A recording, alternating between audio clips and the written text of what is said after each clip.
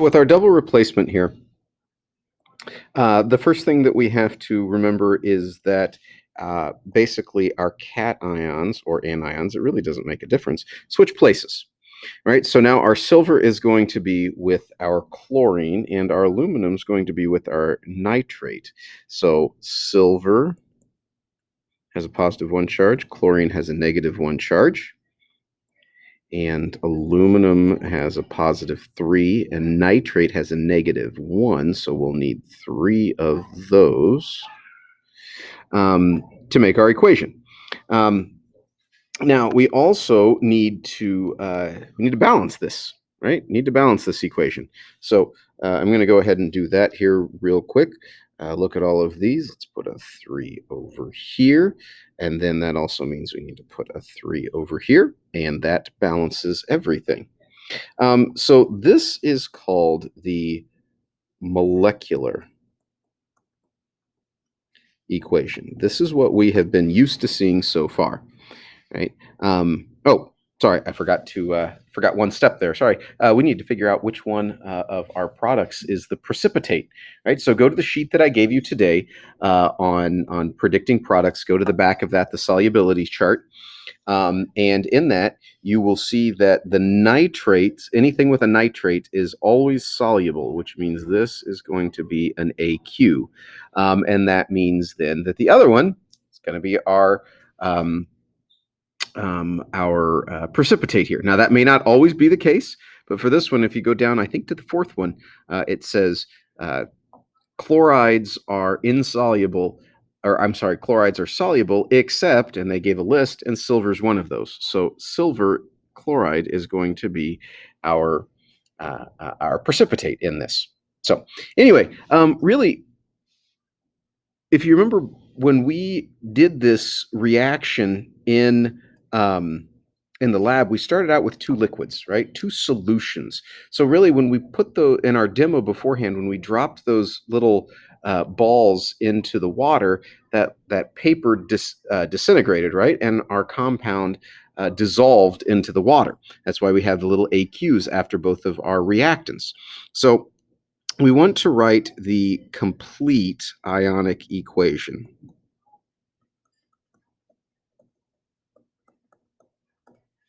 Right? And to write the complete ionic equation, what we're going to do is we're going to take this first product or this first reactant here, and we're going to break it apart into its ions. So here's what we're going to do. In this, it looks like I have 3 silver ions, and I have 3 nitrate ions, right? This thing is broken up here. We're going to do the same thing with aluminum chloride here. So we're going to say,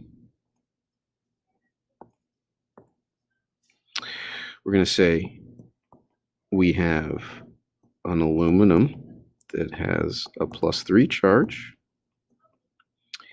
and 3 chlorides that have a -1 charge, right? So that is here.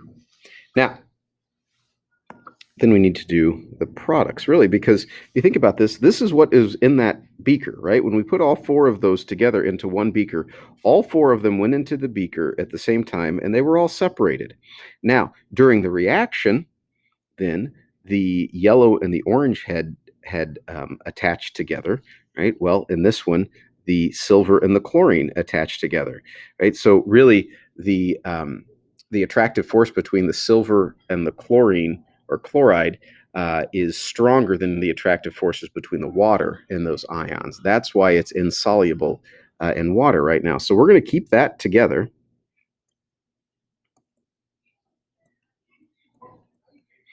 Right? But then we are going to then split apart our aluminum nitrate just like we did before. We had 1 aluminum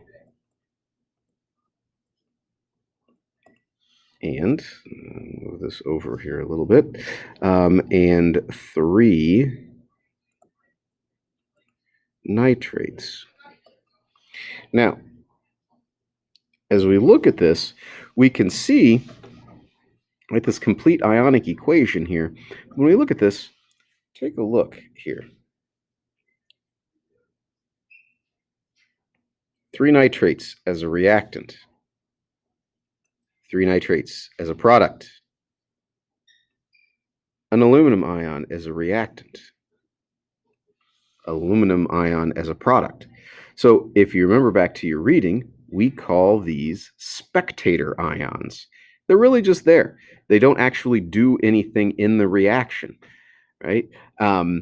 Or in the formation of our solid, right? They stay in solution both times. So we can get rid of these in what we call a net ionic equation. And that a net ionic equation is just basically an equation with everything that makes the precipitate. So we're going to cut everything else out of this. So we're going to put the 3 silver ions, and we're going to put the 3 chloride ions, and that is going to form the 3 silver chlorides. Right? Now, really, because they're all 3, we could also just reduce that down like we've done with every other equation. And this is my net ionic equation.